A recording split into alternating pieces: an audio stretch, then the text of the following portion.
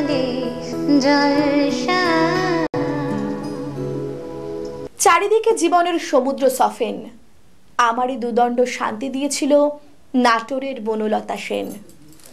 নমস্কার, channel vision নিবেদিত শামসের মল্লিক মহাশয় পরিচালিত সকালের জলসা অনুষ্ঠানে সকলকে জানাই স্বাগত। আমি আবারও একটি অন্য দিনে অন্য একটি শিল্পীকে নিয়ে হাজির হয়েছি আপনাদের সঙ্গে আড্ডা দিতে, আপনাদের সুন্দর সুন্দর নৃত্য দেখাতে এবং আবৃত্তি শোনাতে। তো চলুন দেখে নিই আজকে আমার সাথে কোন শিল্পী রয়েছে। আজকে আমার সঙ্গে রয়েছে মাম্পি দেবনাথ। মাম্পি কোথা থেকে আসছো? আমি সুভাষনগর থেকে আসছি, নবদ্বীপ সুভাষনগর থেকে মাম্পি আসছে। তো মাম্পি, আমরা তো জানি, আমি শুনেছি যে তুমি অনেক কিছুর সাথে যুক্ত আছো, নৃত্য সঙ্গেও যুক্ত আছো এবং আবৃত্তিও তুমি করো। তো প্রথমে আমাদের কি দেখাচ্ছ, নৃত্য নাকি আবৃত্তি শোনাচ্ছ? আমি প্রথমে এখানে নৃত্য পরিবেশন করতে চাই। তো চলো দেখে নিই কি রয়েছে তোমার প্রথম পরিবেশনা।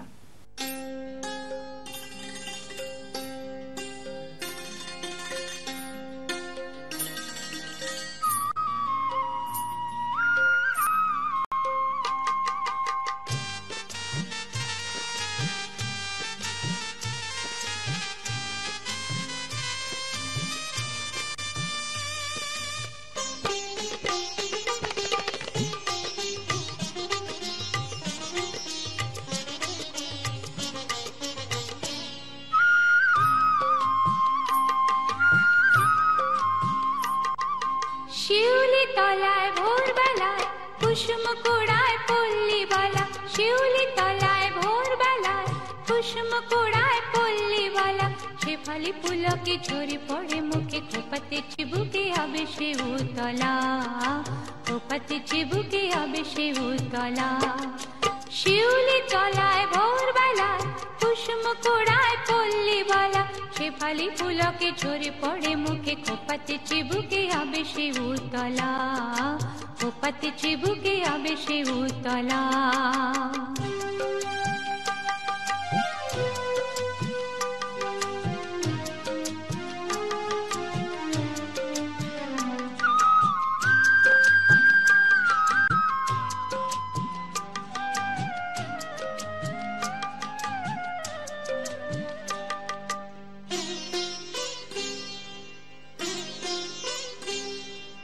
ঘোমটা খুলিয়া তার পিঠেতে লুটায় শীতল খবরি, লুটিতেছে তার পায়। ঘোমটা খুলিয়া তার পিঠেতে লুটায় শীতল খবরি, লুটিতেছে তার পায়। নৃত্যের ভঙ্গে ফুল তোলে রঙ্গে, নৃত্যের ভঙ্গে ফুল তোলে রঙ্গে, আধো আধার বনতার রূপে উজালা। শিউলি তলায় ভোরবেলায় কুসুম কুড়ায় পল্লীবালা, শেফালি পুলকে ঝরে পড়ে মুখে, খোপাতে চিবুকে হবে সে উতলা, খোপাতে চিবুকে হবে সে উতলা।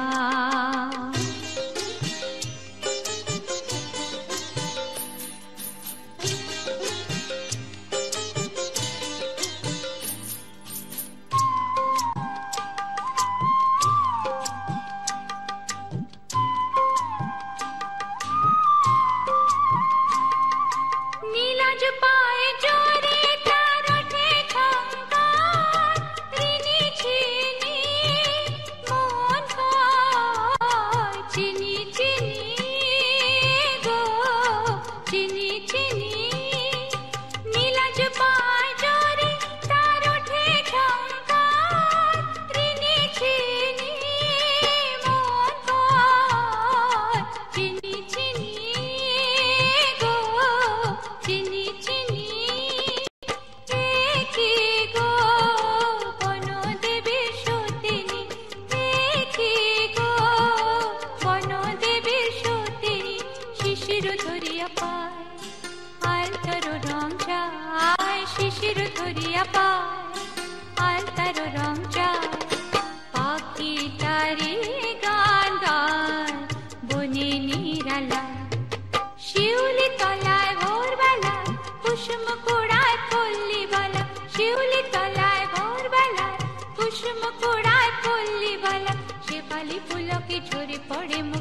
পাতে চিবুকে হবে সে উতলা, ও পাতে চিবুকে হবে সে উতলা।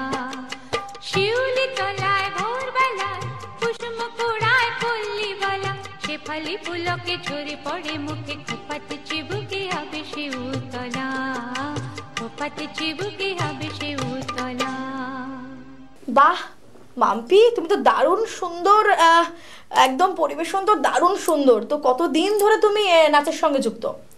আমি প্রায় 6-7 বছর থেকে আমি এই নাচের সাথে যুক্ত আছি। 6-7 বছর ধরে যুক্ত, মানে অবশ্যই সেজন্যই এত সুন্দর আমরা প্রথম পরিবেশন দেখে নিলাম। তো তারপরে তুমি আবৃত্তির সঙ্গে তো যুক্ত? হ্যাঁ, আবৃত্তির সাথেও যুক্ত আছি। আচ্ছা, নাচ কি কোথাও কখনো শেখা হয়েছে? হ্যাঁ, নাচ প্রথমে আমার শেখা হয়েছে বলতে টিভিতে দেখে দেখে। তারপরে যখন কেউ নাচতো তখন আমার কিন্তু ভীষণ ভালো লাগতো স্টেজ প্রোগ্রামগুলো। তখন আমি ভাবতাম যে না, আমিও আর কি ঠিক এইরকমভাবে স্টেজ প্রোগ্রাম করব, এইভাবে ঠিক আমিও নিজেকে এইভাবে দেখতে চাই। তো আমিও লুকিয়ে, বাড়ি থেকে লুকিয়ে আমি স্পেশালি নাচ শিখতে যেতাম। আচ্ছা, ঠিক আছে, পাশের পাড়ার এক বাড়িতে। তো সেখান থেকেই টুকটুক করে ধাপে ধাপে আমার এই স্টেজ করা। তারপরে একসময় বাড়িতে জানে এবং অনেক বাবা মার কাছে প্রশংসা করে সবাই। শিখতে যাও তো না হয় লুকিয়ে, কিন্তু প্রথম স্টেজ প্রোগ্রাম কি বাড়িতে বলে? হ্যাঁ, বলে। রীতিমতো যখন মাস হয়েছে, আমার মায়নাটা দিতে হবে, তখন আমি রীতিমতো মাকে বলছি, মা আমি এরকম নাচ শিখতে যেতাম, তো আমি নাচ শিখতে যাই। তো মা আমাকে খুব সাপোর্ট করেছে। ঠিক আছে, তো আমরা নিশ্চয়ই মাম্পির সঙ্গে আবার আড্ডায় ফিরবো, কিন্তু এখন সময় ওর আবৃত্তি শোনার। তো চলুন শুনে নি, কি শুনবো মাম্পির কাছে। আমি প্রথমে বিশ্বকবি রবীন্দ্রনাথ ঠাকুরের লেখা কৃপণ কবিতাটি শোনাব। চলুন শুনে নেওয়া যাক। আমি ভিক্ষা করে ফিরিতেছিলাম গ্রামের পথে পথে, তুমি তখন চলেছিলে তোমার স্বর্ণরথে। অপূর্ব এক স্বপ্ন সম লাগতেছিল চক্ষে মম, কি বিচিত্র শোভা তোমার, কি বিচিত্র সাজ। আমি মনে ভাবতেছিলাম, এ কোন মহারাজ, আজ শুভক্ষণে রাত পোহালো। ভেবেছিলাম তবে আজ আমারে দ্বারে দ্বারে ফিরতে নাহি হবে। বাহির হতে নাহি হতে কাহার দেখা পেলেম পথে, চলিতে রথ ধনধান্য ছড়াবে দুই ধারে। মুঠা মুঠা কুড়ায় নেব, নেব ভারে ভারে। দেখি সহসা রথ থেমে গেল আমার কাছে এসে, আমার মুখ পানে চেয়ে নামলে তুমি হেসে। দেখে মুখের প্রসন্নতা জুড়ায় গেল সকল ব্যথা, হেন কালে কিসের লাগি তুমি অকস্মাৎ। আমায় কিছু দাও গো বলে বাড়িয়ে দিলে হাত। মরি, এ কি কথা রাজাধিরাজ, আমায় দাও গো কিছু। শুনে ক্ষণকালের তরে রইনু মাথা নিচু। তোমার কি বা অভাব আছে ভিখারি এ ভিক্ষুকের কাছে, এ কেবল কৌতুকের বসে আমায় প্রবঞ্চনা। ঝুলি হতে দিলেম তুলে একটি ছোট কণা, যবে পাত্রখানি ঘরে এনে উজাড় করি, এ কি ভিক্ষে মাঝে একটি ছোট সোনার কণা দেখি। দিলেম যা রাজ ভিখারি রে, স্বর্ণ হয়ে এলো ফিরে। তখন কাঁদি চোখের জলে দুটি নয়ন ভরে, তোমায় কেন দিইনি আমার সকল শূন্য করে। নমস্কার। বাহ, অসাধারণ একটি কবিতা আমরা শুনলাম। তো আমরা নিশ্চয়ই মাম্পির সঙ্গে আবার আড্ডায় ফিরবো, কিন্তু এখন সময় ওর আবৃত্তি শোনার। তো চলুন শুনে নি, কি শুনবো। জয় গোস্বামীর লেখা মালতীবালা বালিকা বিদ্যালয়।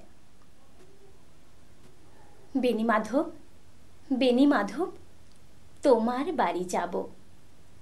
বেনি মাধব, তুমি কি আর আমার কথা ভাবো? বেনি মাধব মোহন বাঁশি তমাল তরুমূলে বাজিয়েছিলে। আমি তখন মালতী স্কুলে ডেস্কে বসে অঙ্ক করি। ছোট্ট ক্লাস ঘর, বাইরে দিদিমণির পাশে দিদিমণির বর। আমি তখন নবম শ্রেণী, আমি তখন শাড়ি। আলাপ হলো বেনি মাধব সুলেখাদের বাড়ি। বেনি মাধব লেখা পড়ায় ভালো। শহর থেকে বেড়াতে এলে আমার রং কালো। তোমায় দেখে এক দৌড়ে পালিয়ে গেছি ঘরে। বেনি মাধব, আমার বাবা দোকানে কাজ করে। কুঞ্জেওলি গুঞ্জে তবু ফুটেছে মঞ্জরি। সন্ধ্যাবেলা পড়তে বসে অঙ্কে ভুল করি। আমি তখন নবম শ্রেণী, আমি তখন 16। ব্রিজের ধারে বেনি মাধব লুকিয়ে দেখা হলো। বেনি মাধব, এত দিনের পরে সত্যি বলো, সেসব কথা এখনো মনে পড়ে? সেসব কথা বলেছ তুমি তোমার প্রেমিকাকে? আমি কেবল একটি দিন তোমার পাশে তাকে দেখেছিলাম আলোর নিচে, অপূর্ব সে আলো। স্বীকার করি দুজনাকেই মানিয়েছিল ভালো। জুড়িয়ে দিল চোখ আমার, পুড়িয়ে দিল চোখ। বাড়িতে এসে বলেছিলেন ওদের ভালো হোক। রাতে এখন ঘুমোতে যাই একতলার ঘরে। মেঝের উপর বিছানা পাতা, জোছনা এসে পড়ে। আমার পরে জীবন ছিল চোরা পথের বাঁকে মিলিয়ে গেছে। জানি না আজ কার সঙ্গে থাকে। আজ জুটেছে, কাল কি হবে কালের ঘরে শুনি। আমি এখন এই পাড়ার সেলাই দিদিমণি। তবু আগুন বেনি মাধব, আগুন জ্বলে কই? কেমন হবে আমিও যদি নষ্ট মেয়ে হই? নমস্কার।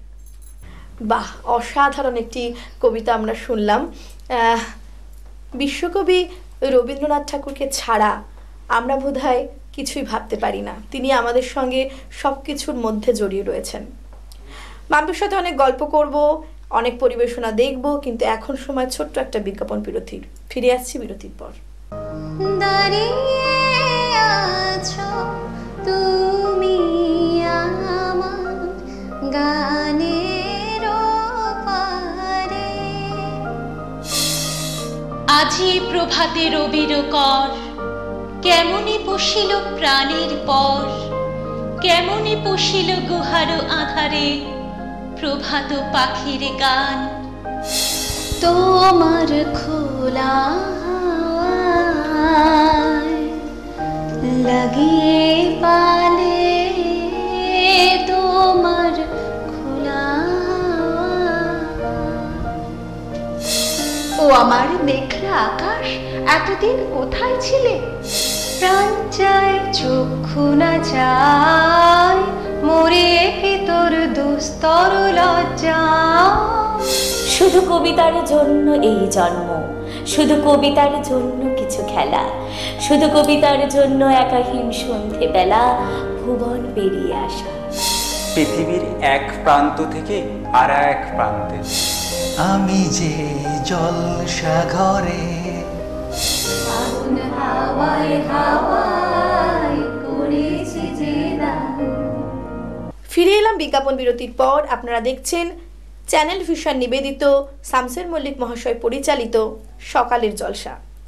আপনারা যদি কেউ আমাদের সঙ্গে এই স্টুডিওতে এসে আড্ডা দিতে চান, আপনার শিল্পকে তুলে ধরতে চান সকলের মাঝে, তো অবশ্যই যোগাযোগ করতে হবে আমাদের এই স্ক্রিনে দেওয়া নাম্বারে।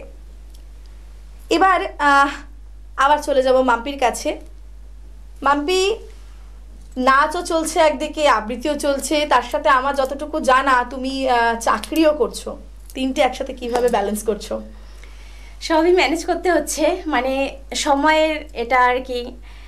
আমার কাছে যখন এটা শখে করা, মেন হচ্ছে আমার কবিতা, নাচ, এটা আমার সম্পূর্ণটাই মন থেকে আসে, মানে যেটা, এবং সাথে সংসারীও, সাথে সংসারও রয়েছে, সবটুকুকে একসাথে ব্যালেন্স করতে হচ্ছে। মানে সত্যি, মানে আমরা নারী আমরাই পারি।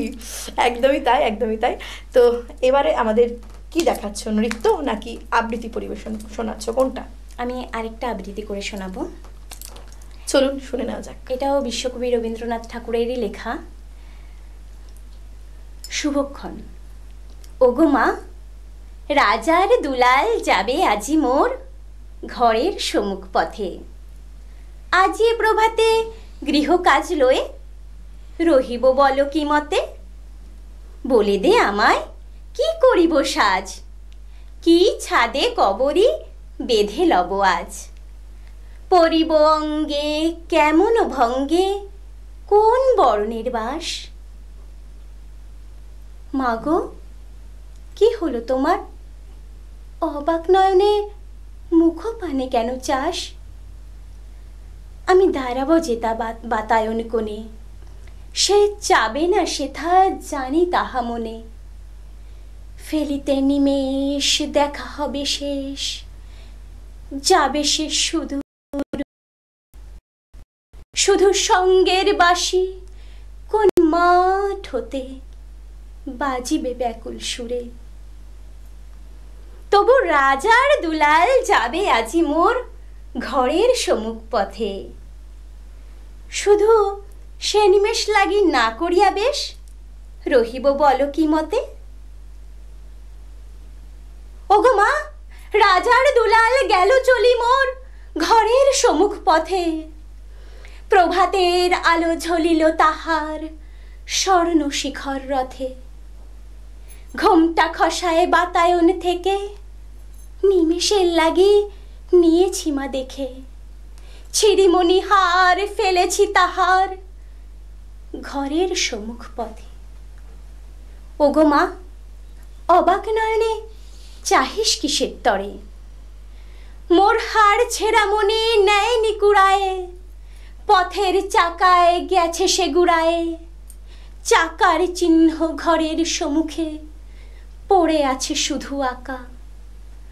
আমি কি দিলিম কারে জানি না সে কেউ, ধুলায় রহিল ঢাকা। নমস্কার। অসাধারণ শোনালে। তো এবার আমাদের কি নাচ পরিবেশন দেখাচ্ছ একদম করে? আমি এবার একটি নাচ পরিবেশন করব, এসো আলো এসো হে। চলো দেখে নেওয়া যাক।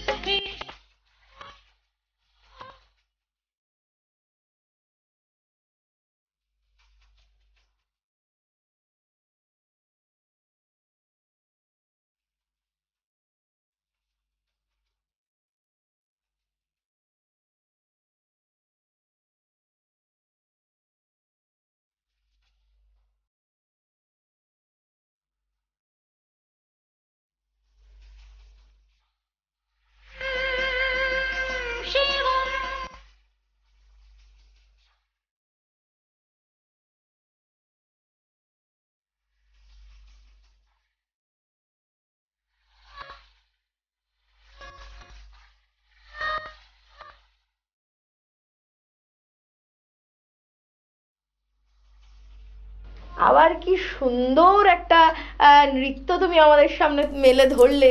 সত্যি খুব ভালো লাগছে যে এত সুন্দরভাবে তুমি আমাদের সামনে যে উপস্থাপনাটা করছো, ভীষণই ভালো লাগছে। তো তোমাকে আমরা আবার একটু সম্মান দেব এত সুন্দরভাবে আমাদের সঙ্গে সহযোগ করার জন্য। তুলে দেব আমাদের পক্ষ থেকে একটি শংসাপত্র, হাতে তুলে দেব মেমেন্টো।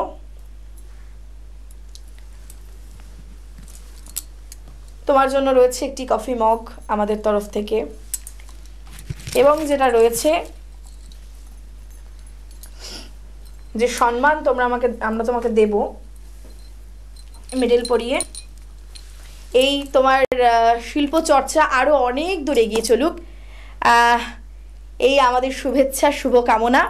পরবর্তীতে আবার যেন তোমার সাথে দেখা হয় এই শুভকামনা রাখি। আর যাওয়ার আগে সকলকে ধন্যবাদ জানাবো ক্যামেরার ওপারে যারা আছে তাদেরকে ধন্যবাদ জানাবো, যে শিল্পী রয়েছেন তাকে ধন্যবাদ জানাবো, পরিচালক স্যারকে। তো আজকের মতো বিদায়, দেখা হচ্ছে আবার কোনো না কোনো দিন। ততক্ষণের জন্য নমস্কার।